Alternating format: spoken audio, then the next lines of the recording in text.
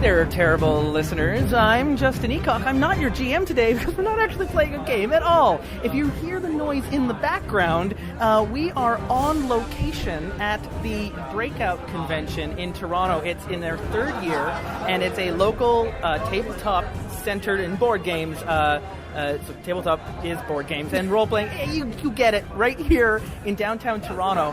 And for some weird reason, they gave us a media pass. And so here we are.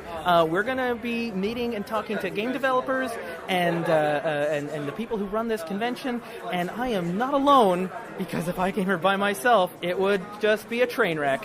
I have brought along a fellow game player. You heard her in the Paranoia game, Natalie Wallace. Hi. Hello. Thanks for bringing me along. Thanks for giving me validation and support and answering the call to help ask questions to people. This is my jam. This is what I do. I'm a terrible interviewer. Clearly, Breakout is in a desperate state if they've allowed us in. Yeah, I don't understand media. why they had us as media, but that's okay. Clearly. But special thanks to Kate Bullock for responding to my emails and giving us these passes, and to every facilitator that we've met. Over the next hour, you are going to hear our conversations with some of the developers who agreed to speak to us. A small percentage of the ones that exist here. Breakout, there is almost I want to say nearly 100. There are so many creators, there are so many publishers, the volunteers that are here running games, the background noise you hear as we're standing in the RPG room, and they're all just playing games around the table. This is terrifying to me because I've never played a game at a convention, and now I don't think I'm going to. Oh, and see, meanwhile, I love to play them. I am planning on running a bunch at Gen Con this year. You've been to Gen Con, and how does this compare to Gen Con? I mean, it's smaller, but it's the same feel. Gen Con light? Yeah, well, really, really light. But do you think Breakout, they're only in their third year, and it's here in Toronto, they've got room to grow. It has the opportunity to grow. It really does, which would be amazing, just because there isn't anything like this for the board game community, the tabletop community in general, in Canada. You have to go to the States at this point, and it's really frustrating.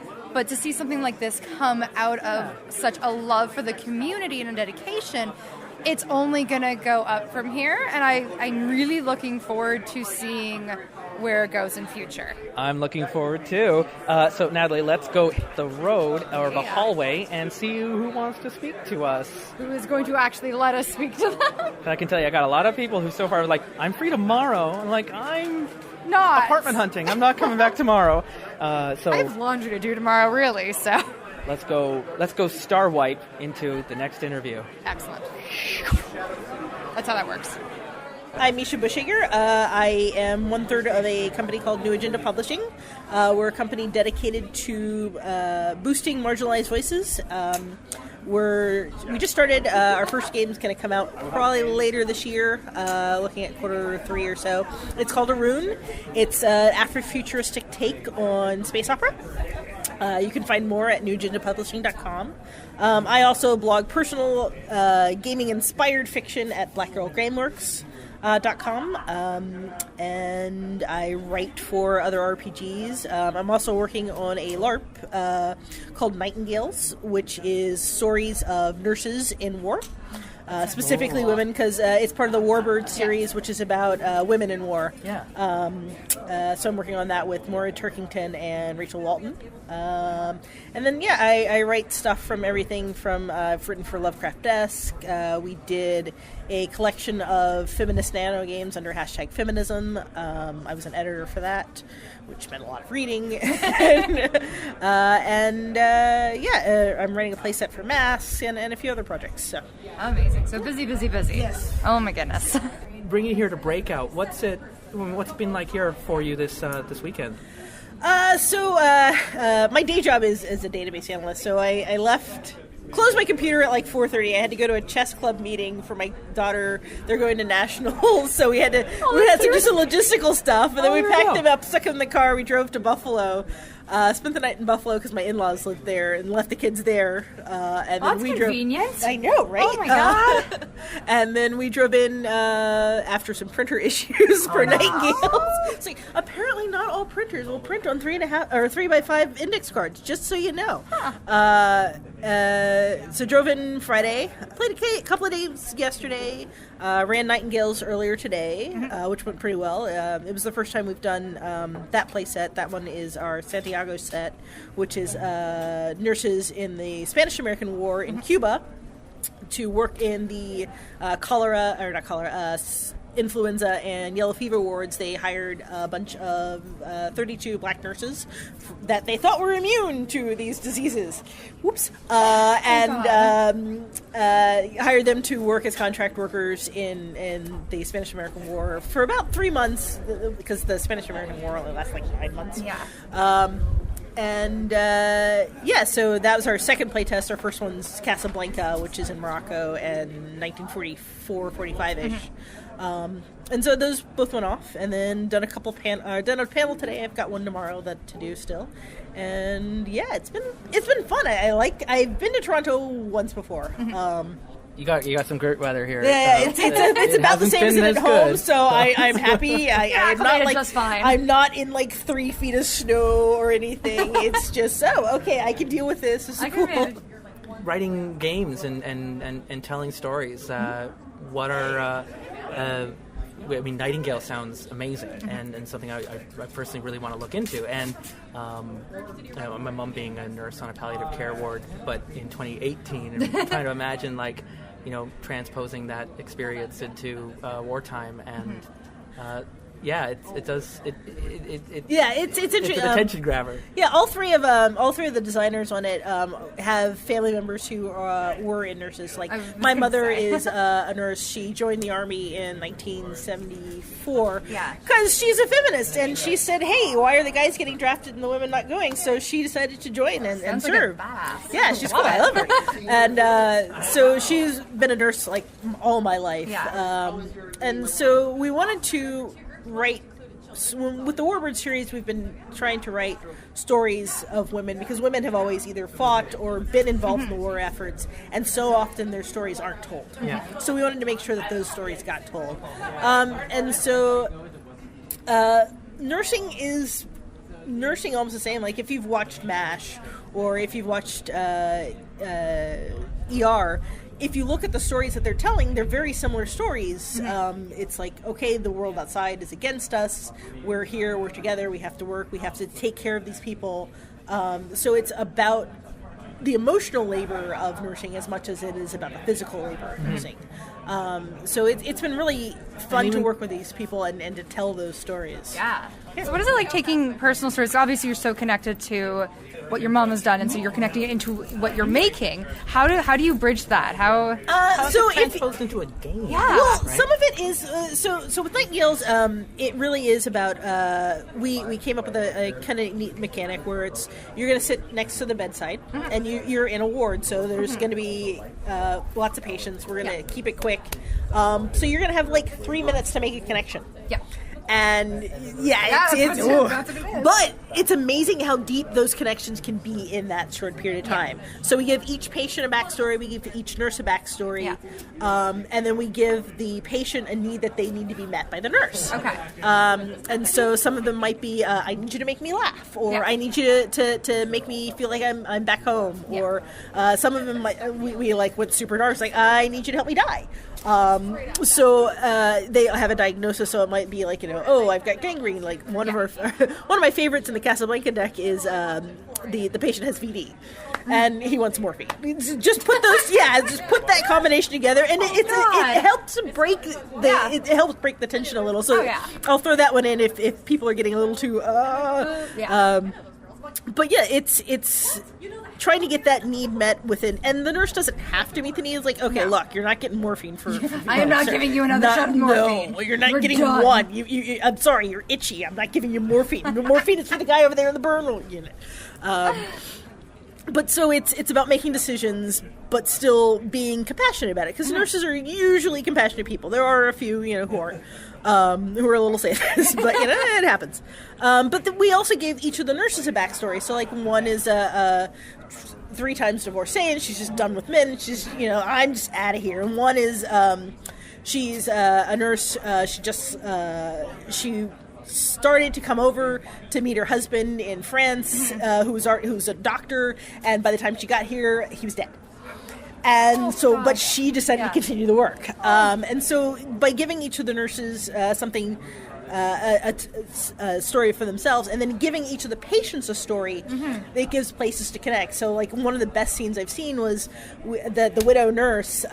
There was we have a character who is a Moroccan prisoner, or Italian prisoner of war. Okay.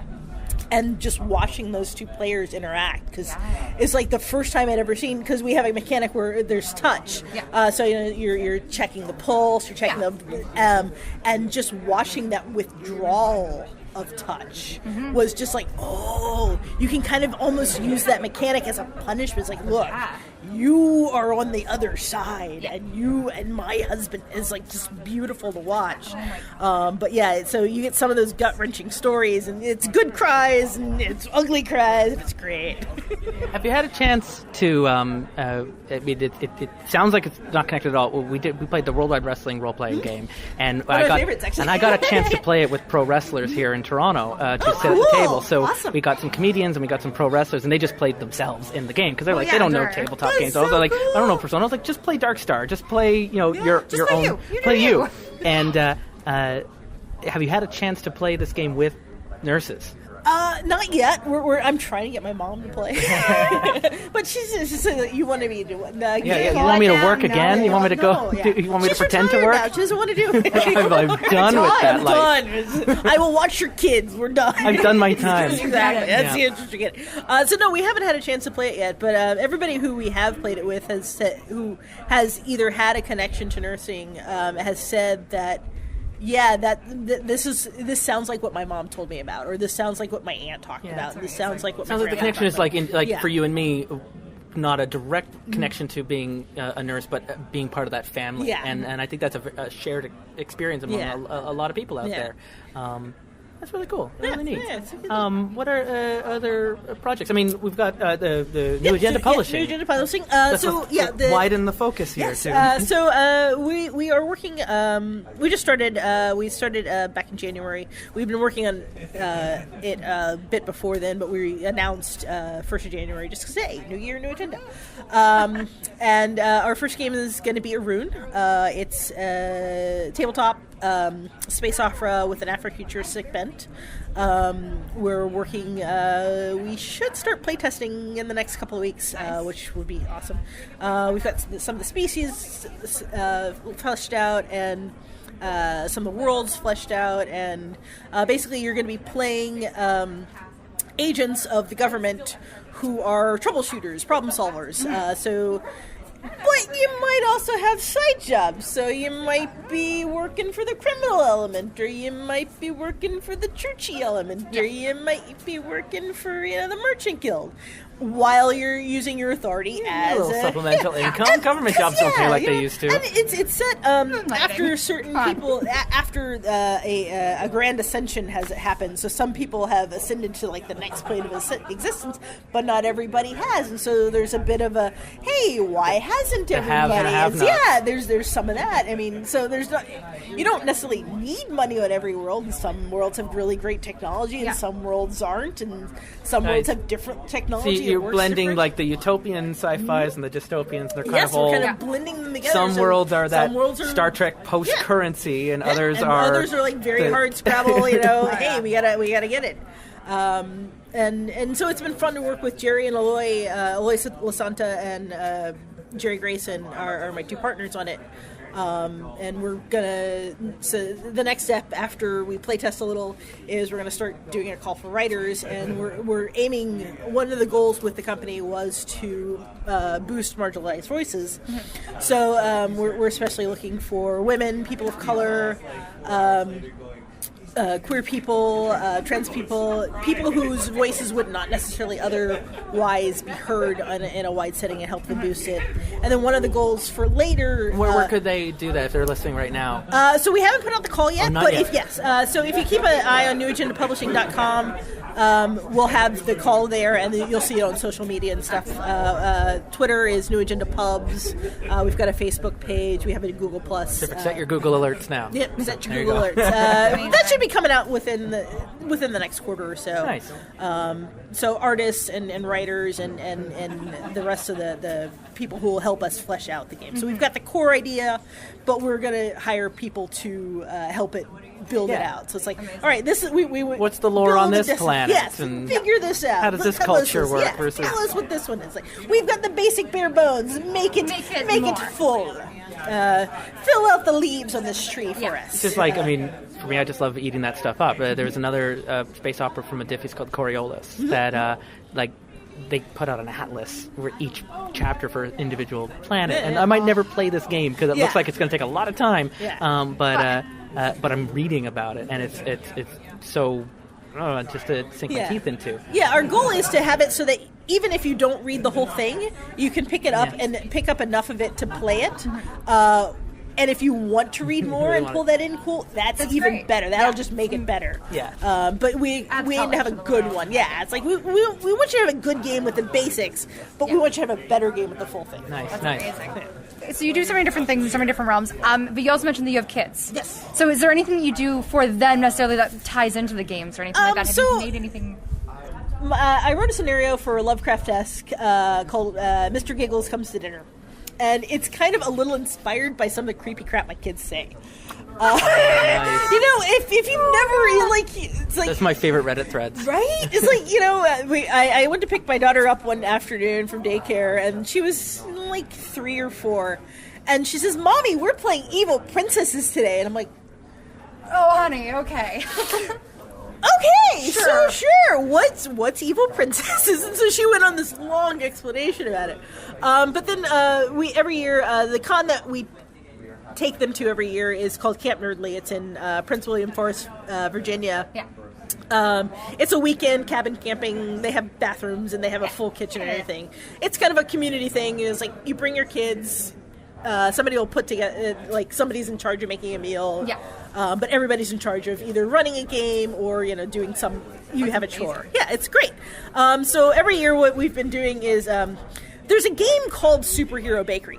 Never actually read the game. Sorry, creator, my bad. Sounds like a great name. But the name was like Superhero Bakery. So every year, we bring one of the parents will bring a box of costumes, and either the adults that are helping run will play the villains, or the kids will play the villains, and we have to get through a bakery shift as superheroes and supervillains. So the years I'm a villain, sometimes I'll be trying to sabotage the cakes, and sometimes we end up with great cakes because I managed to get the food coloring in before the kids noticed that I was mixing it into their cake batter. And sometimes we end up with they're a little misshapen, but we always end up with something edible. Something delicious, and then we serve it for dessert afterwards. But the kids have fun for that, couple. It's box cake mix and eggs, and Also, I would watch the shit out of that. Exactly. That's amazing. It's hilarious. And so they're running around I'm gonna freeze you. That's my power. And, I'm gonna unfreeze you because that's my power. And, I'm gonna bake the cakes with my breath because I have fire breath. It's like they have a blast doing it. That's wonderful.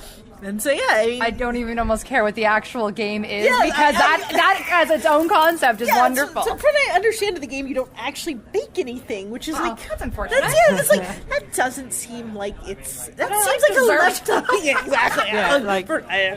It's got to do what it says on the tin. Right. Come on. Superhero bakery. I want to bake. Why am I not getting to do that? It seems like false advertising right there. God. But so that's one that we do every year, and my daughter is 10 now, so we've been slowly. One of my neighbors down the street has a daughter who's the same age, so we're both geeks, so we've been slowly incorporating them. Like we ran a game of Apillion, which is about baby dragons. We figured, hey, baby dragons, this is going to be right in their wheelhouse, and so playing baby dragons was right in their wheelhouse, but Apillion apparently was not bloodthirsty enough for them. No, it's not a bloodthirsty No, game. it is not. It's like we were like, oh, friendship is bad. Yeah, the kids were like, no, we want to beat the darkness. This is not the right game for that. I did not anticipate this going this way. Yeah, it's like, Okay, I then. think, that didn't work the way I thought it would. Okay, so we're gonna try this game next. Oh my God. So yeah, it's about finding that sweet spot. Yeah. But we do a lot of board games with them. Yeah. Was it something Tokyo? Oh, King of Tokyo. Yes, that one. Yeah. Godzilla Yahtzee. Yeah, exactly. And Takedo and a few other games, and so they've been picking that up like since they were little. Like we've kind of amazing. always had them around. Oh yeah. Excellent. So, I mean, I guess just to wrap things up, being here at Breakout has just felt like, you can taste the excitement on the air, and to see all these games represented and all these people excitedly playing them and talking about them. I mean, how does it feel like just in the state of the hobby and the way games are going? A lot more work to go. But there are pockets of progress. I'll put it that way. There are parts of the industry that feel very progressive, that are concentrating on diversity and making their games more accessible to more people than just straight white guys. And there are pockets of the industry where that is pretty much the exact opposite. Like when we announced New Agenda, there were a couple of Reddit threads that were just like, heartbreaking. Say, all right, I'm gonna stay away from Reddit now. And, not going anywhere near that. Gotta stay away from it. And then there were a couple that were really, really affirming, and there were some like where we could see people coming into the first kind of threads and like, hey, what's wrong? I mean, these guys have been doing this for years, and you've loved their other stuff. Why are you? Yeah, what's the problem now? What's the problem now? It's because now they're black. I see. All right, so that's all right. That's a different story. It's just been kind of a weird roller coaster of emotions there. But yeah, I do see progress. I do see things like Magic the Gathering just changing their default pronouns from he or she to they, and little steps like that I'm seeing, and it's a big thing. There was an interesting. We just finished playing Paranoia, the new edition that came out from Mongoose in 2016, and it was subtle. It wasn't, I don't think, even directly mentioned in the book, but the original Paranoia, one of the jokes is happiness is mandatory. The friend computer demands happiness. If you're not feeling happy, they give you a happy boop, and you get like pills, and you're always like hopped up, force happiness. Paranoia's kept that joke, but they just changed it to fun is mandatory. Not happy, fun. Fun is mandatory. And I realized without even knowing that it kept the joke, but it removed the problem, that this idea that, you might not be happy, but you can still be having fun and still be loyal to the computer. And this idea that, understanding that happiness isn't natural for every brain, and that allowing players to not feel targeted by something like that. And some books, like the new Star Trek one, have more overtly have little sections that explain why they're changing things around about ageism and that, and referring to the species as species and not races. The Klingons and Vulcans are different species, and whereas Paranoia didn't mention it. It's just very, because also arguing about the rules is against the rules in Paranoia, and knowing about the rules is also against the rules. But it was just very subtly just slipped in, and it was just a change, and it was like, I don't know. It was just and they're both equally valid approaches. I mean, yes, you can mention it and say why you did this. Because it's never a bad thing to explicitly call out, hey, we made this change to make it better for this reason, remove the stigma, to make it so that these kind of jokes aren't okay. But at the same time, if you do it subtly, like Target had an entire campaign where they featured there was a Downs kid, there was a kid in, but there was never any social media about it. It was just like, one day in your ad, these are people, they wear our clothes. We're going to put them in their ads. Our customers. Exactly. So it's two equally valid approaches. In some games, I do prefer explicitly calling it out because it kind of makes you think about it. Whereas if you do it subtly, you notice it, maybe. but Neat. not everybody does. Exactly. And so it's just a matter of which you prefer to do. Misha, where can we find you? So I blog personally at blackgirlgameworks.com, and newagendapublishing.com is the company site. Hi, I'm Camdon Wright, and I write and design games. My game is called One Child's Heart. And so when considering what genre of game I wanted to make, I decided that while Dungeons & Dragons is very marketable, maybe childhood trauma is even more marketable. Oh, yeah, and of course. so this is about, it's a game about hope and human connection and how the things that we experience in our lives can shape and affect the people around us. And so how's that process gone from conception to having this game? Is playtesting or is it? No, it is. We're getting pretty close to publishing stage. Great. So how's that gone from you have got the idea to make it, and now working it through the different phases to print, and now it's out in the wild. Other people are going to be creating stories in this. Other people have run it now and played it outside of my view. I put myself under a tremendous amount of pressure.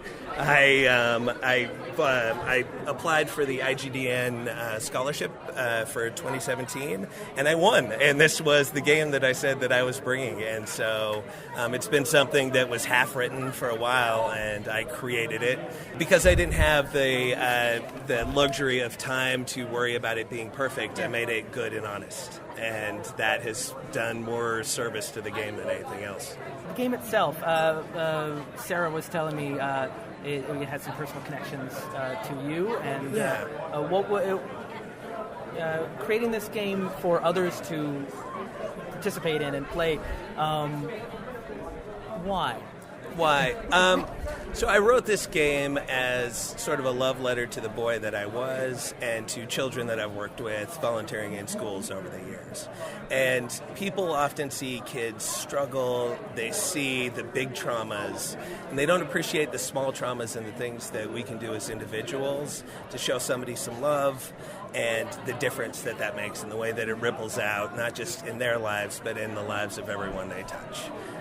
And that's what this game is about, I kind of view it as a gift of people who don't get to witness that.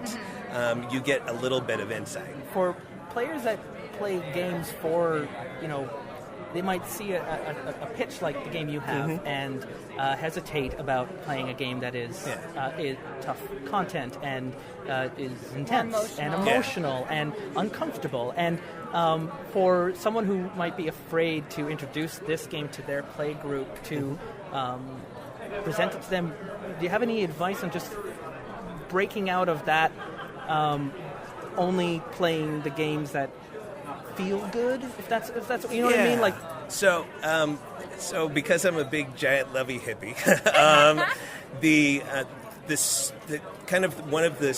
best, most artful parts of role-playing games is when you can create real human emotion from an imagined situation. And so for this game, what I do is every time anyone sits down and plays with me, there's a child that is just for you. You are the only people that will ever meet this child. You are the only person that will ever affect their lives. And so as much as we have memories of the big, huge bad guy and the time that we rolled all the 20s and, exploding dice and all that other stuff, to remember this one particular imaginary child that you carry in your heart for the rest of your life is something that is difficult to replicate without being willing to be vulnerable and have that emotional connection.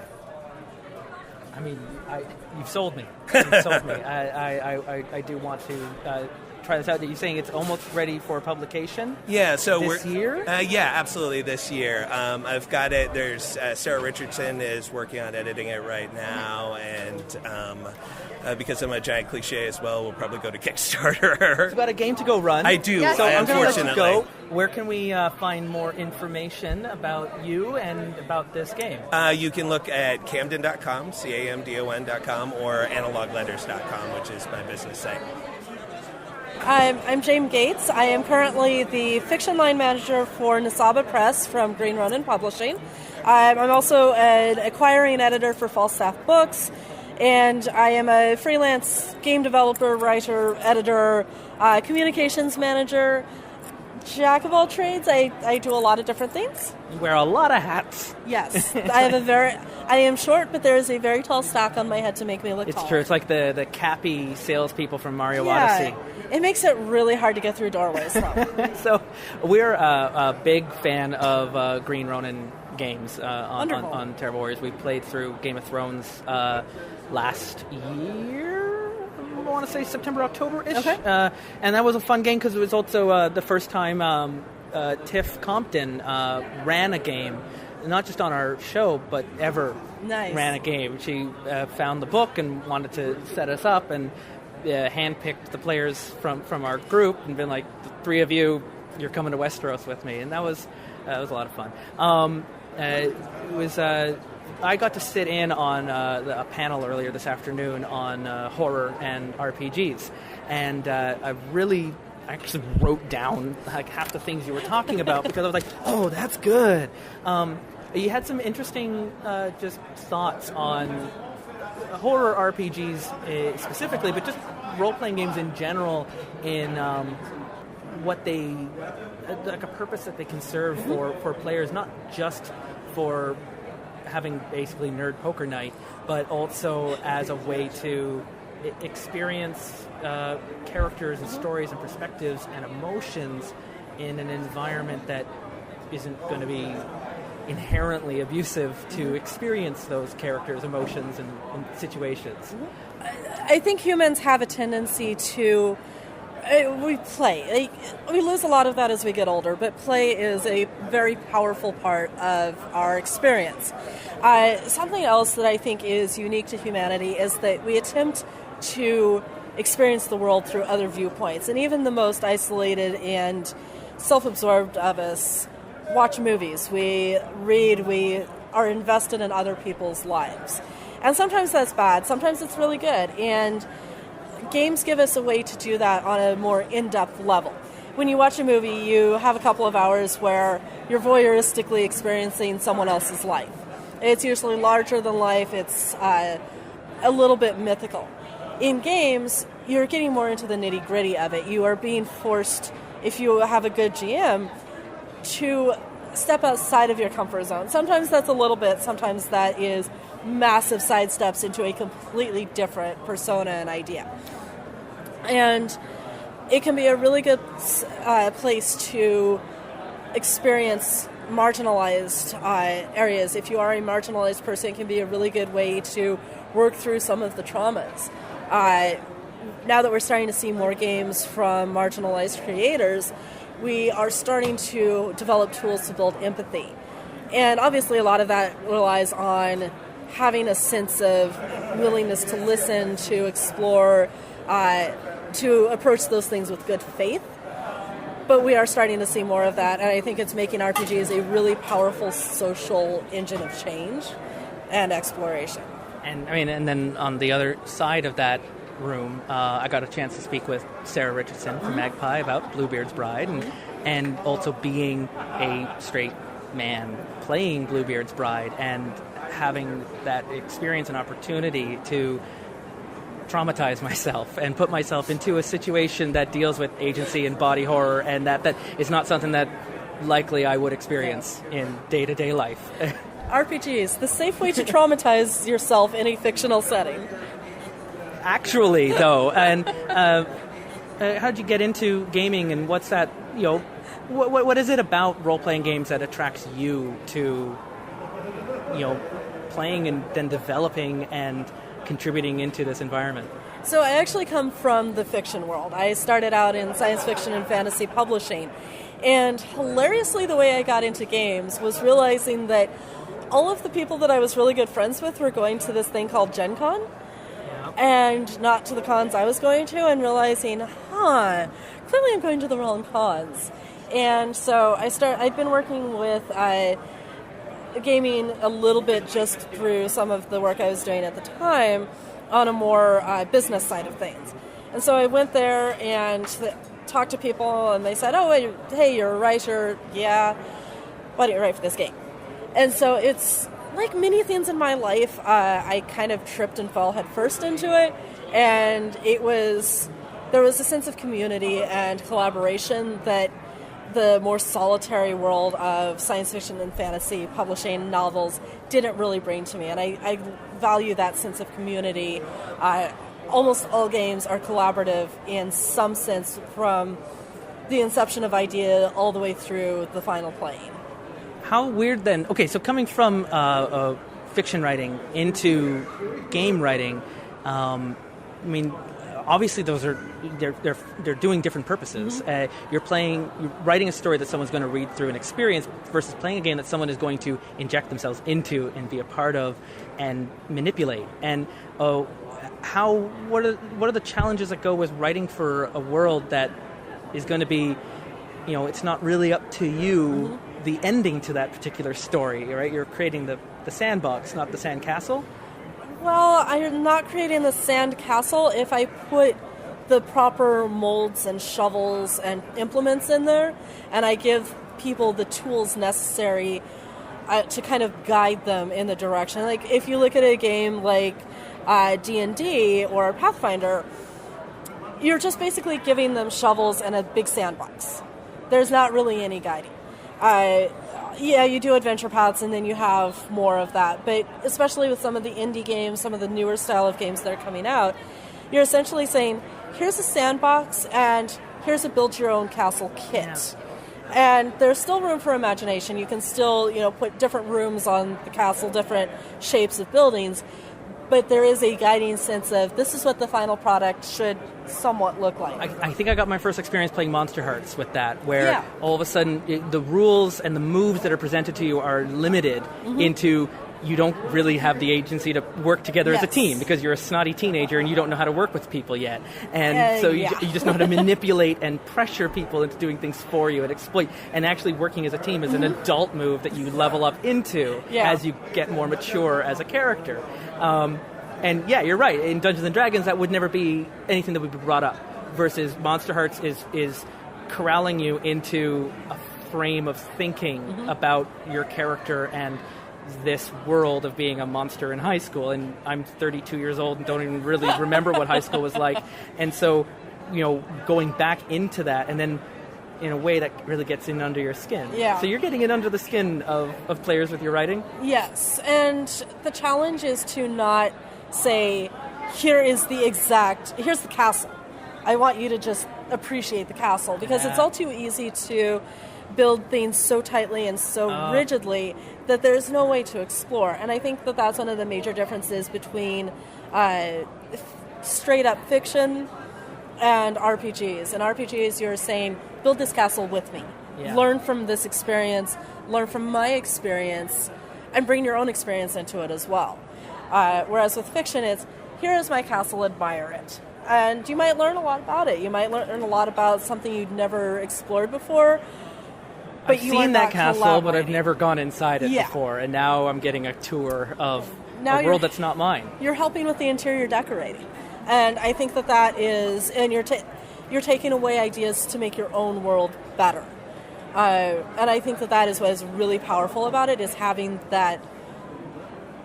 It's a learning experience in the most gentle, guiding way, instead of the, here is a rote thing you will learn. It's, let's learn through exploration. Yeah. Okay. So what projects are you working on right now that people can look into? So currently when I get home, I need to write for Modern Age for the companion, because we have a bunch of things coming out there that will help us expand on the original Modern Age. We have several projects in-house that we have not announced yet, so look forward to those. Check out Nisaba Press. We're doing a lot of tie-in fiction directly related to Green Run and properties, so Blue Rose, Mutants and Masterminds, and Freeport right now. And all of it is tie-in fiction, but what we have done is we're bringing in a combination of people who have worked in RPGs for years, some who have written for or developed the lines. We have a novel coming out from Joe Carricker later this year set in the Blue Rose world, which is going to be amazing. We have a Mutants and Masterminds novel from Aaron Rosenberg, which is also going to be so cool. Wow. But we're also bringing in science fiction and fantasy authors who've never some of them have never gamed before. And we're saying, here's this world, what stories do you want to tell in it? And I'm really excited about those collaborations. Injecting a whole new, gene pool Yes. into That into is the exactly fiction. my goal. That's really, really exciting. Okay, new blood. We need it. Yes. Thank you so much for your time. And Thank you. again, where can people find you? I'm on Twitter as @Jaym Gates, JaymGates. My website is just www.jaymgates.com. I'm really bad about keeping it up to date, so Twitter is probably the better place to find me. Yeah, be kind, just tweet. Yeah. So thank you so much for your time. Enjoy the Thank rest you. of the convention. Yes. Hey, Natalie. Here we are walking down the hallways of Breakout, and we've come across Jess from Extra Life Toronto. Hi, Jess. Hello. We were chatting earlier about Extra Life and what happens with the guild and what you're up to. When did you join up and start with? How did you get involved with doing Extra Life here in Toronto? In Toronto. So I actually joined Extra Life through, I guess, a friend of mine that I had met at a gaming convention. And we were both game devs, and we were just nerding out about stuff. And it was coming up to game day that year, and he's like, hey, I have a bunch of 30 people are going to be hanging out in my house playing games for 24 hours. You should come over. I mean, I had met the guy once, but we became really good friends. What could possibly go wrong? I know. Pretty much it. But it worked out. I dragged one of my best friends. Yeah, thank goodness. No, he's actually coming to volunteer tomorrow. So it's dragged out one of my best friends, and we hung out with a bunch of people the very first year.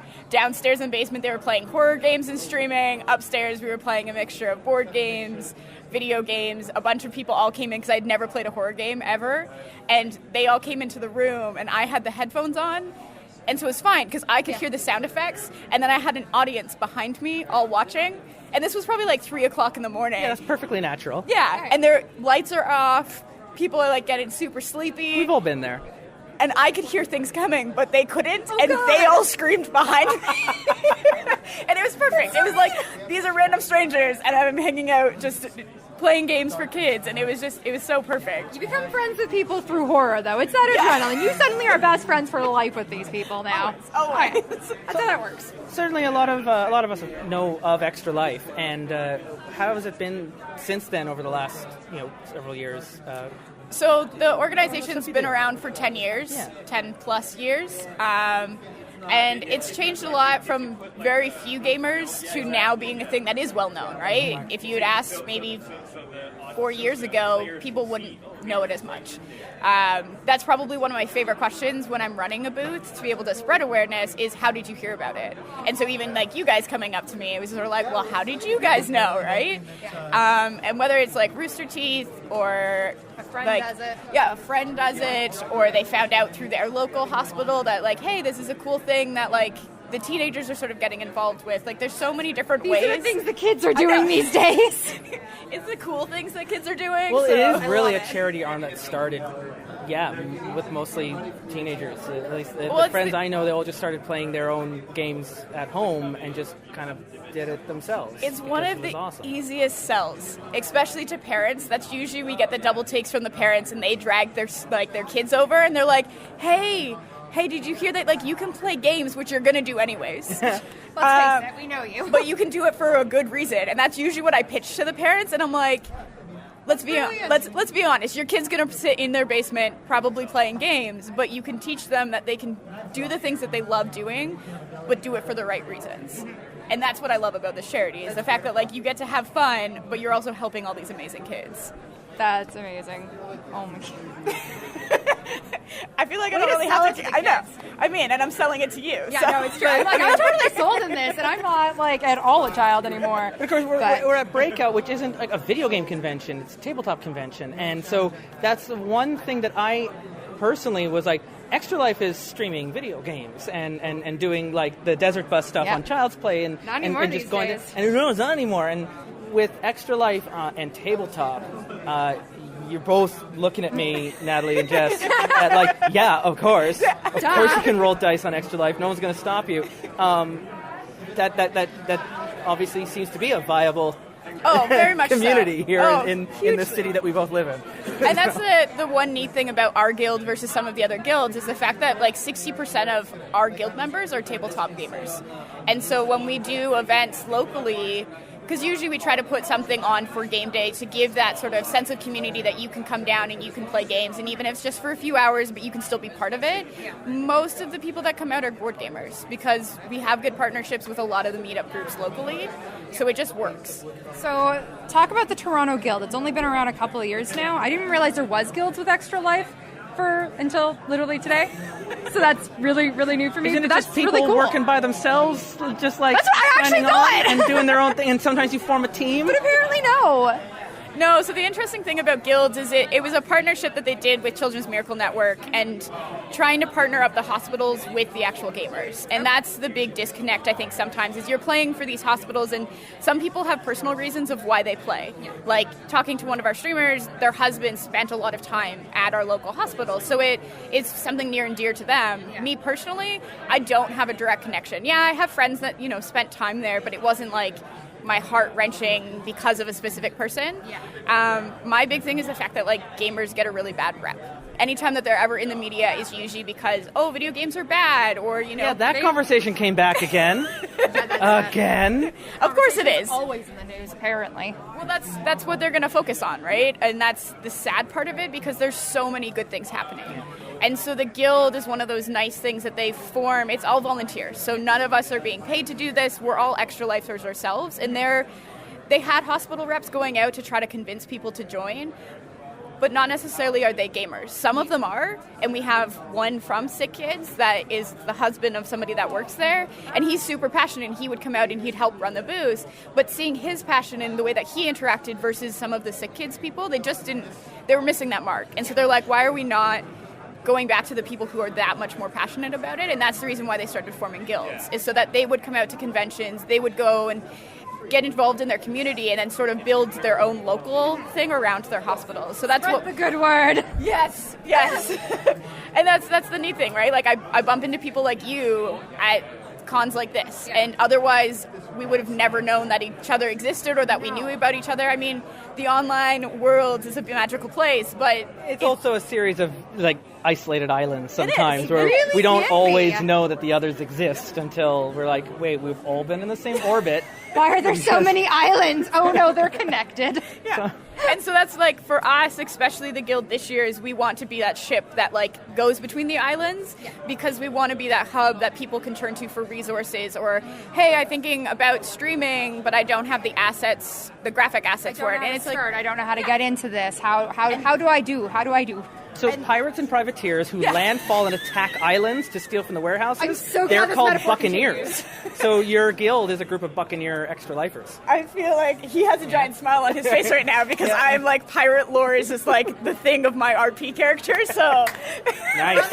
All right, so we're going to play 7th Sea during for Extra Life this year, right? That's perfect. Excellent. Seafall and just create everything. I know that's not mostly pirates, but I make it all pirates. It's going to be pirates. Nautical, I'm down It for. becomes pirates immediately. Yeah. I think anyway. That's just how it works. Yeah, you The can just whale bring of a pirateer tale. into it. If I dress up as a pirate, it totally just makes it a pirate thing. It's fine. So locally and internationally, how can people find out more about Extra Life? And get involved? So Because we got listeners, some that are in Toronto, but they're mostly just my friends. But a lot of our listeners are down in the States and over in Europe, and they can all get involved. Hi, Gareth. They can all get involved in. I just sent a postcard off to Helsinki. That's really neat. Obviously, you can play in Finland. Oh, okay. that's amazing. And know that. which is kind of cool. And so the. Regardless where you are in the world, you can get involved in Extra Life. Yes. And there is a local chapter here in Toronto, and there might be local chapters wherever you live. How can they find out more? So you can find more information at extra-life.org, which is the main website, and they actually have community forums on there, and all of the local guilds will be there. So whether you're in the States, even Puerto Rico, I think, has their own guilds. There's, I think, 10 across Canada, and it's one of those things that, on there is a great information pool, but then you can also find their Discord link on there, and we're all in the Discord, and we will find your home. Find you! And if you're in small town Northern Ontario, you can still sign up and do things on your own. And Absolutely. If you're in small town Northern Ontario, you probably don't have an internet connection, so good luck with that. But No, landline. It's the dial-up tone happens again. Actually, one of our biggest supporters is actually from Sudbury. Oh, cool. And that poor man. Yeah, I mean, it's amazing. He has an amazing community. Yeah, Absolutely yeah. That's so beautiful community, and I actually got the privilege to be able to meet him last week at Extra Life United, and he ended up bringing back $16,000 That's for amazing. Extra Life for Toronto locally. So.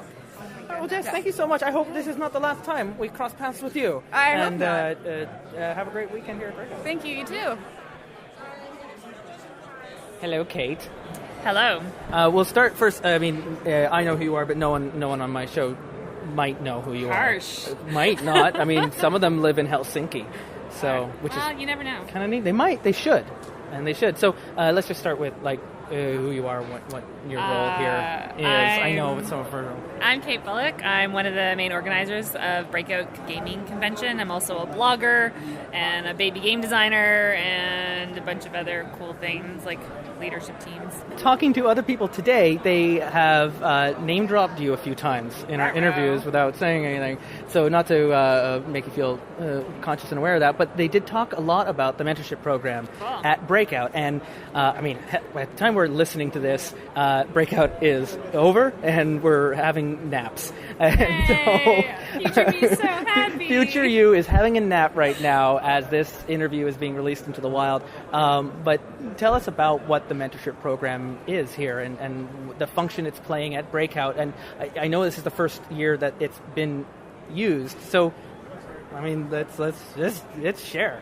The mentorship program was inspired by the Double Exposure Team's Metatopia, which is a convention in New Jersey where designers come and they play test their games and they get feedback. And if you're an established designer or even any designer, you can do a high test where it's other designers in the industry playtesting your games, and then you can also do low tests, which are your average Joes coming in to play, right? So the mentorship program here was the idea that I was going to connect designers who had never published anything, they were doing their first game, with established industry insiders who could come in and talk to them and give them feedback about their game, but also network with them.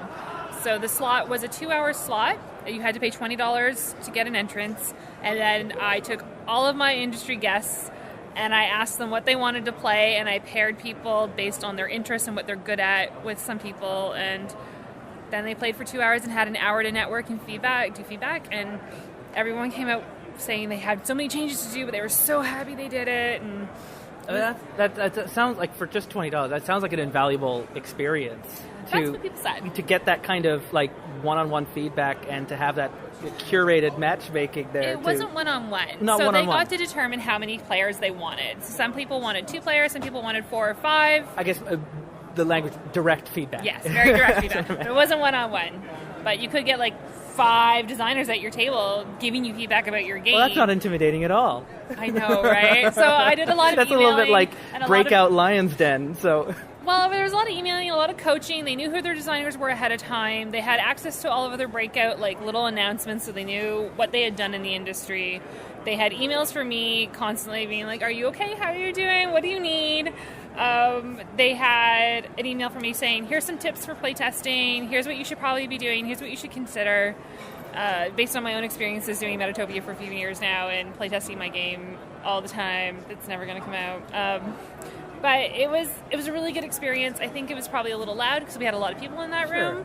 But next time, yeah. Not to say that I want more competition on a podcast, but I would listen to the hell out of a show that did that, where you'd have someone with their game design pitched to a group of designers, and we all just listened in. Like an AP, and then with the feedback section, just a YouTube series where it's just Tabletop Dragon's Den. Yeah, I was gonna say, if you think that was a horrible experience, Lion's Den, and being oh, we're also gonna record it, and people are gonna listen to it. Everyone. It's gonna be great, and everyone's gonna know how your game sucked sometimes, and how it was also a few gems, right? Yeah, so, exactly. I would listen to the hell out of that show. Yeah, well, they would be so sad. No, perhaps, but we learn from our calluses. I don't know. We're not into making calluses at Breakout. We want to put Band-Aids on and be like, "You're okay, dude. We got you." The first thing that happened when we got to Breakout is you gave us a card, and on that card it told us, "Don't forget to drink water and take breaks and self-care." And then on the back, "You are loved," and we got you. And this is a convention that at its core really has an important mission and mandate to make this an inclusive place for people to be able to enjoy this hobby that has meant so much to so many people. Yes. And be able to share that with others. And here we are, year 3. And at the Sheridan Center in downtown Toronto.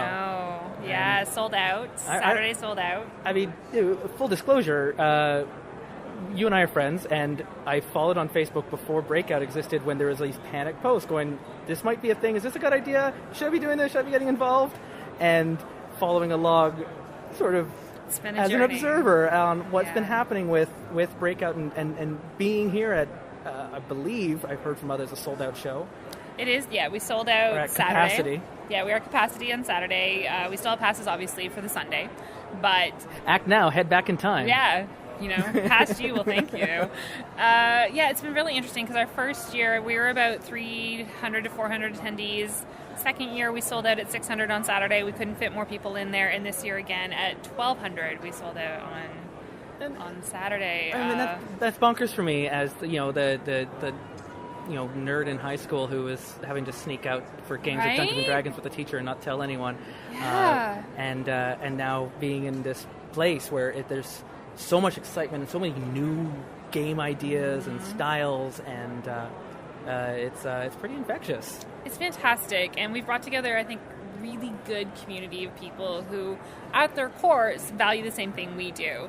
So even though we're running a lot of people consider trad Noahs are the kind of the problem players who aren't buying into the inclusivity. We have that here, and they're all in, right? Everyone here, for the most part, is trying really hard to be like, Breakout is about love and compassion and kick-ass games. And they're bringing it. And it makes me so proud. Like, yesterday I was almost crying when we found out we were going to sell out today, and I was like, we did it, guys. We made a con that on the weekend of Toronto Comic Con as well, during March break and all these other things. Like this isn't the only event happening in Toronto this weekend, and still you packed it up to the walls. So congratulations on that. Thank you. Yeah, we'll see what happens next year. We're like right in the middle of it. You still got another day, but but I'm feeling good. I'm feeling really good. I'm feeling such gratitude to this community for doing this. Yeah, I'm trying not to cry. So I mean, on that with the mentorship program and with Breakout and doing this, I mean, is there any message you'd like for? We have listeners that are all over the place. So a lot of them are in small towns and don't have big city connections and communities to get involved in. And I know we've had listeners who have heard our games, went and bought those games, and sometimes they're just reading them, waiting to find the people to play with. What do you have for them who are... Am I allowed to plug another podcast? Absolutely. Okay, so I'm also part of the Gauntlet podcast, which is an online gaming space. So it's a podcast, which is great, and it's been up for a couple Ennies and that kind of thing. But mostly, it's an online gaming community where all the people who don't have people to play with because their local communities are not into the things they like can come online and play. We do through Google Hangouts. So I think connecting with people online and playing with people online is actually more of a future of gaming than things like this. Interesting, because I mean, we've done remote games on our own show. We've had people who've moved across the country, and we've kept them involved. And some people through various circumstances either can't leave where they're living or can make it into the city. And we accommodate and we connect. And I still record as many games as I can with the people in the room to hear the dice hit the table and have that eye contact and that personal. Yeah, it's different. Feel. It's a different space for sure. I'm still struggling with the online space when I run my game and stuff because I'm so used to being engaged like we are now.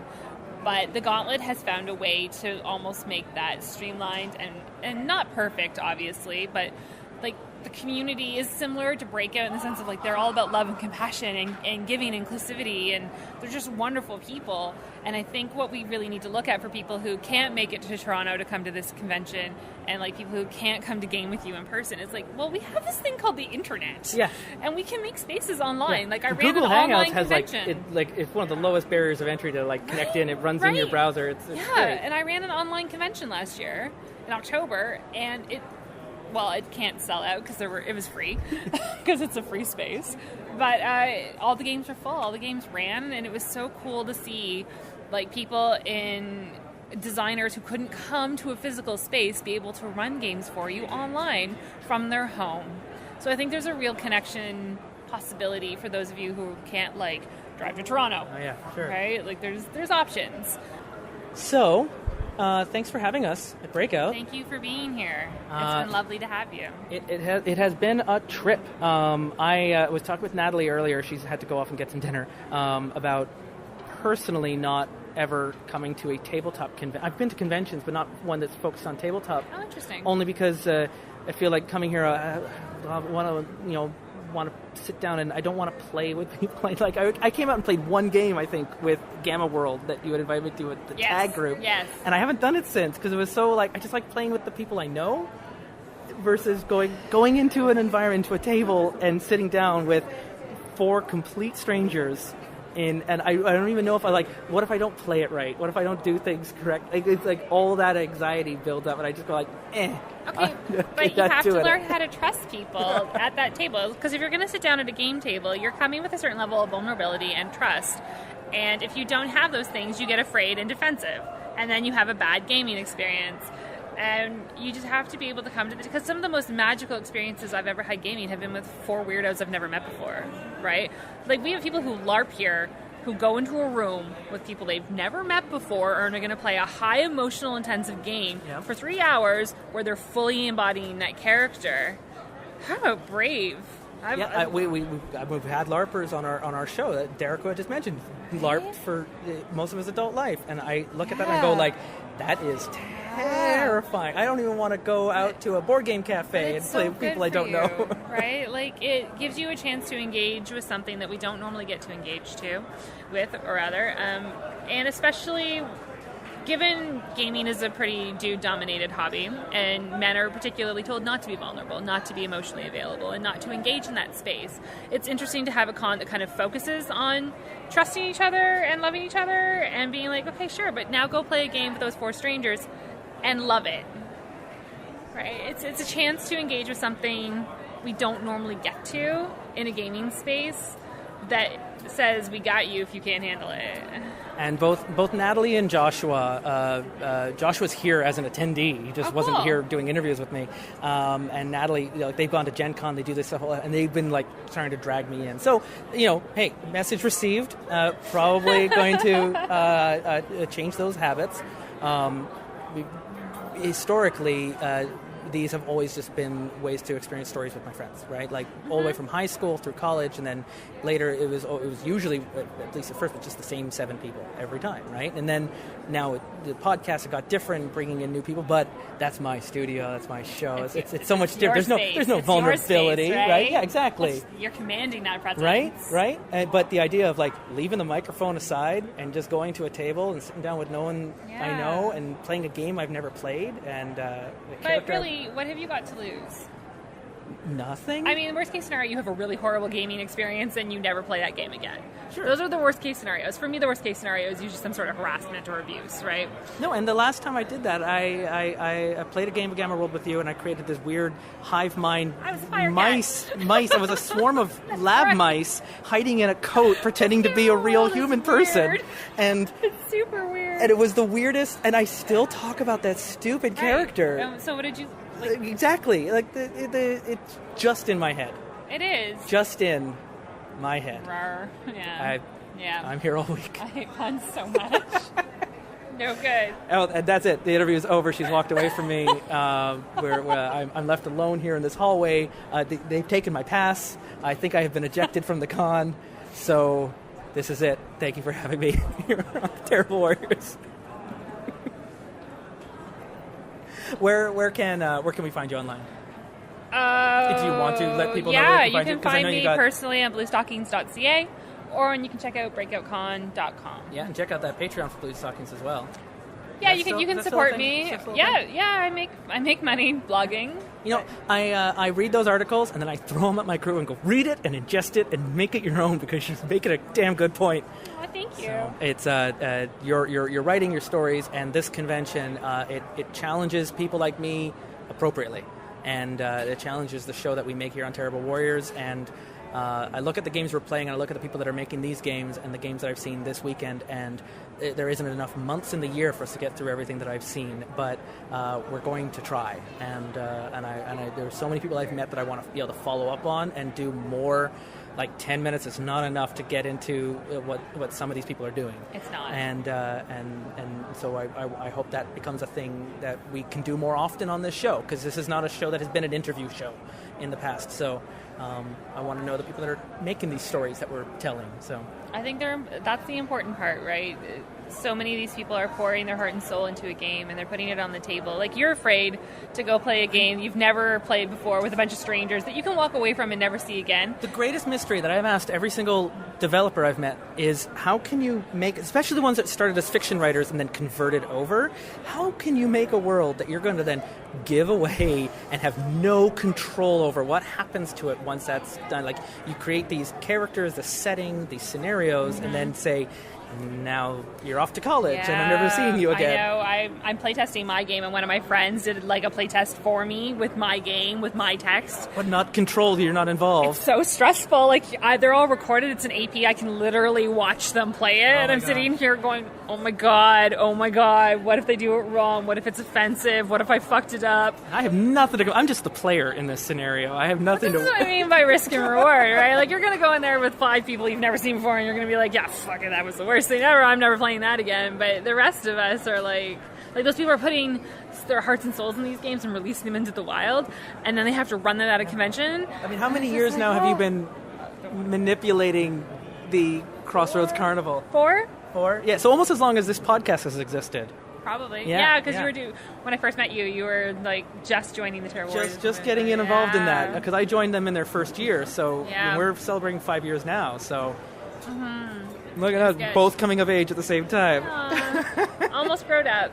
almost ready for like just regular school. Almost, very close. We're very close. Well, I am looking for one day whenever that Carnival Crossroads is ready for public broadcast consumption. That's I know that particular Daredevil loop-de-loop Made Out of Fire is gone, but the stuff I've heard about what it is becoming sounds so much better. It might be a game about community building now.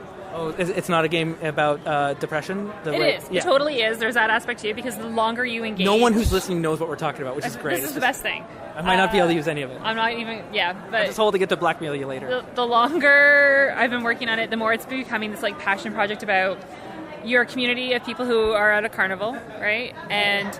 they have to try to protect the world from darkness, but darkness is also this like reflection of how... It's darkness with a capital D. Yeah, the longer you're engaged in a community that's part of the outliers, the minorities and people who aren't seen as people, the harder it becomes to be compassionate, and the harder it becomes to push past the depression and despair you feel of not belonging. And that's what brings out the inner monsters, is when our depression and our angst and our despair take over and we lash out. Because we just can't survive anymore as the nice person, right? But the way to fix the darkness is not through like hurting people. It's through compassion. It's through building community. It's through making people feel better. I have missed spending time in your presence and seeing this infectious, like talking about something like darkness and depression and lashing out, but with such love behind it all is such...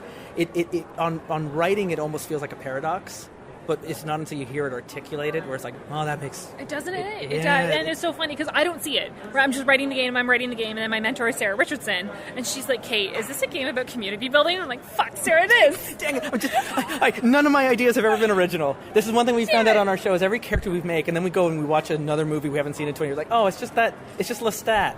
We have never made an original character in our lives. But you don't have to, because those tropes are so strong for a reason. They're touchstones. Those like 7 stories that have ever been told. They're kind of touchstones, because that's the human story, right? So and every game is just going to be a different paradigm of that story. Another theme I've had from all these other interviews today is the duality of coming to play a game to have enjoyment and like that whole snakes and ladders, roll the dice, have a great time, versus having a game that you will enjoy on looking back on it, but the actual in the moment is dealing with some hard themes, some harsh story. Bluebeard's Bride as an example to that, right? As like the extreme version of this understanding that I think is also very much a toxic male thing of there are good feelings and there are bad feelings, and to avoid all those bad feelings, and if you are feeling a bad feeling, that's a bad thing, and to then immediately fill it with good feelings at the expense of actual emotional vocabulary. And these games are like some of the games we've come across today that dive in to swim in those feelings, and it's not a negative bad experience so much as just an experience. It's just the feelings themselves are important. I think you have to remember that a lot of the designers that are making these games are designers who come from a background, not necessarily of trauma, but have experienced some really shitty things in their life. And they're using games as a way to have a conversation about that experience or about experiences they feel are culturally important and things we have a hard time being empathic about. Because there was a study that came out a few years ago that showed gamers are more empathic than other people. We have a better empathy because we're much better at stepping into someone else's shoes for a while and we're like, hey, I totally get this. I mean, we don't, right? But the joy of gaming is that it can teach you about the world or about yourself or make you question things a little bit because you can, for a moment, step into the shoes of someone who otherwise never would, and you have the privilege of stepping out of those shoes again. So if I'm writing a game where we're playing minorities in a carnival and we're all being called freak and people hate you and want to hurt you, that is an experience some people have in this world. And when you are done playing the Crossroads Carnival, you probably are a little emotionally sad or hurt, and you might be a little bit more empathetic now to people who are othered in society, but you can step out of that. And that's what a lot of Nordic LARPs, a lot of these games are doing. So when you play Bluebeard's Bride, especially as a dude, right, a cis dude, you're getting an experience of what it feels like to be hypersexualized, hyper in an abusive relationship, and one you can't actually escape. But the close-ending things of Bluebeard's Brides are horrifically familiar. And every woman I've talked to who plays that game doesn't have the same response as dudes. Dudes want to fight the system, and the women are like, "Oh, that's happening." I've had reactions even to one friend in particular when I told her about this game. Why would I want to play that?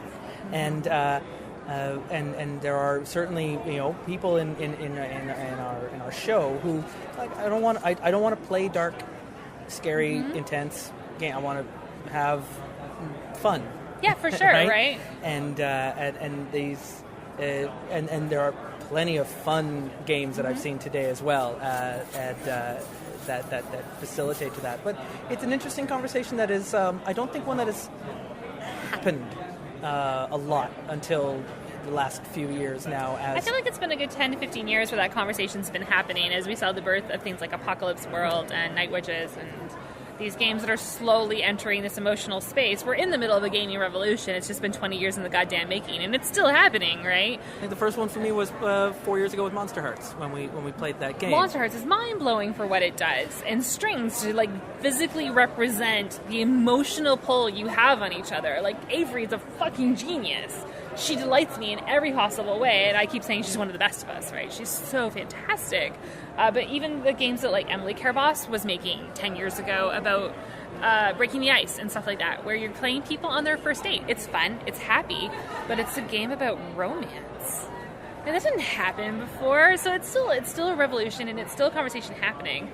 But more and more people are now starting to say, like, you can play Bluebeard's Bride and have fun. It is entertaining.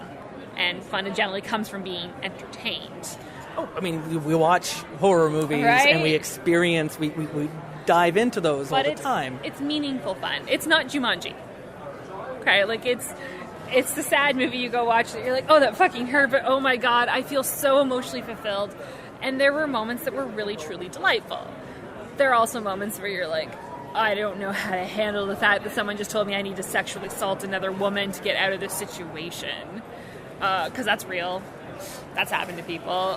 So I think it's a good conversation to have, and I think because gaming is supposed to be an art form, and if it is an art form, we have a social responsibility to address issues and to tackle them. And games that aren't are fun and entertaining, and I would almost say, like, they're your Jumanjis, right? They're your superficial games. The ones that are trying to tackle things are, I think, addressing things more as an art form than they are as a hobby. And certainly, I mean, the conversation, like you say, going to 15 years, going back to like Apocalypse World and the stuff that was coming out even before that. You introduced me to Dogs in the Vineyard, which like predates that and that dealt was with Vincent Baker's. Vincent Baker dealing with his own personal history with Mormonism. growing up in a Mormon home, and Heartbreakers on the table, right? Right, and so then we have though is this conversation is getting louder. More louder than I think it has been before. And places like Breakout, where you have so many people here being exposed to these games and these creators as well, and it's exciting. And I mean, there's going to be conflict and tension as there's an old guard of players that. I mean, there are. Just want to have combat. And there's nothing wrong with get that. Loot and experience points. There is nothing wrong with that. I think the conversation breaks down when we start saying my way is right way. Mm-hmm. I'm the kind of person who's going to, every time, I think last time I went to Dreamation, I had game after game after game after game that was designed to gut me. And by Sunday, I was like, I don't know if I can keep doing this, man. Like, I'm burnt out. I have no spoons left for this conversation about what it's like to be a man in the military in Vietnam during the Vietnam War. And there I was playing Carrie with a bunch of Americans who had a very different perception of what the Vietnam War was compared to me, who was raised in Canada. So that was a very interesting moment, and I was super burnt out for that. But that doesn't make my like of that better or more appropriate than my friend who just wants to play D&D all the time and play modules sent out by Adventurers League. It's not more valid. You know, I enjoy the conversations, though, that are brought up about, like, Dungeons & Dragons and going, you know, do you ever talk about grave robbing? Is that a conversation that ever comes up? Because it's just looting the dead and even still going ahead and just, that's just Dungeons & Dragons and, you know, you're only going to get the coin so many different ways. But just having that that conversation happen and just bring it up and be aware the next time you play. This is where I was saying earlier with Natalie is I love Dungeons & Dragons. We still play it. We got a Forgotten Realms going on right now, and it's Curse of Strahd is another one we've done with Ravenloft, and right, it's super problematic. Yeah, so there's that.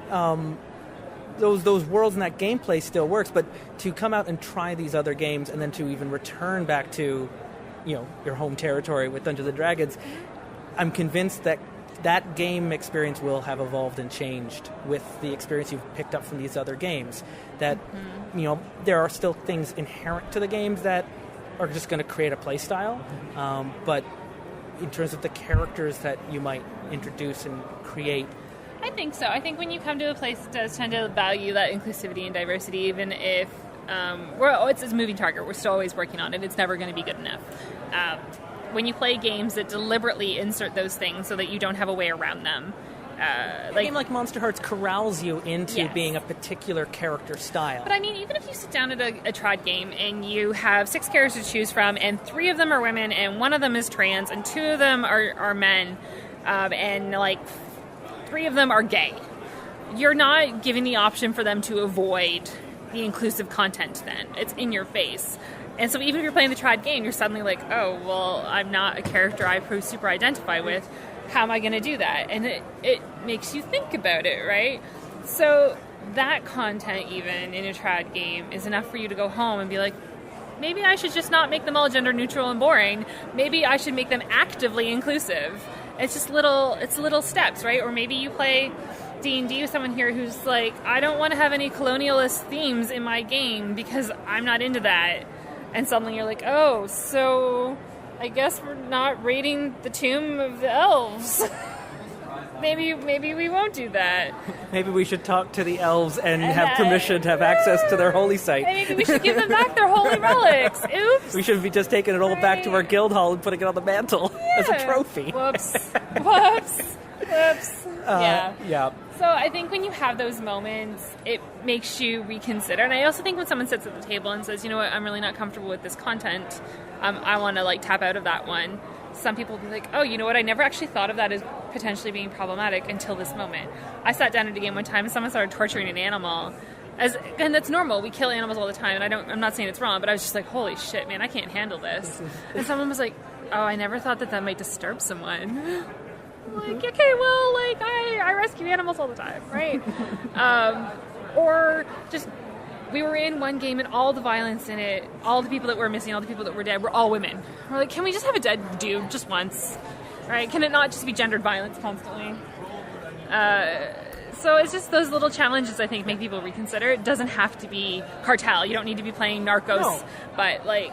I think having, like, bringing other people into your group to play the games with you, bring their perspectives along with them, do help inform the stories you end up keep making. Or you just keep making those choices without any input and challenge and changes and an ongoing conversation that never it'll never end. Because it's and the it same shouldn't. conversation in culture. Yeah. Right? In the age of Me Too, where is gaming? Yep. Yeah, exactly. That was a lot more than I had planned to talk about. I'm sorry. That's fine. And that is our time here. Natalie, Yes. thank you for hanging out with me this evening. We forgot to eat. We really did. We barely remembered to drink water. We barely did. And I think that was only after talking to con Actually staff. gave us a card, too, that reminded us, don't forget to eat, look after yourself, stay relaxed. That was the nicest thing we saw. I put it in my coat. We really didn't pay attention to it in the slightest. We're just absolutely terrible at our Really jobs. unfortunate. So self-care is important. Don't do as we say, not as we do. Pretty much, exactly. But wow, we talked to some really cool people today. Oh my god, there's some really good games coming as well. Honestly, there is not enough months in the year to play the number of games that I've come across with. I've got a hard copy of Bluebeard's Bride now, but I want to be playing that Nurses game. Oh my God. God. I want to find out more about what's going on with that telenovela game from Magpie. Oh my goodness. I want to go see the Cartel's Kickstarter and see how that's going. We're going to get on that. Amazing. When you go there, tell them the Terrible Warriors sent you. It's not going to do you any good. It won't do you anything, but it will make me look good. It'll make us sleep better at night. That's what you want. I don't sleep at all now. Me I'm filled neither. only with the terrors that fill the night. So, Natalie, thank you for joining me.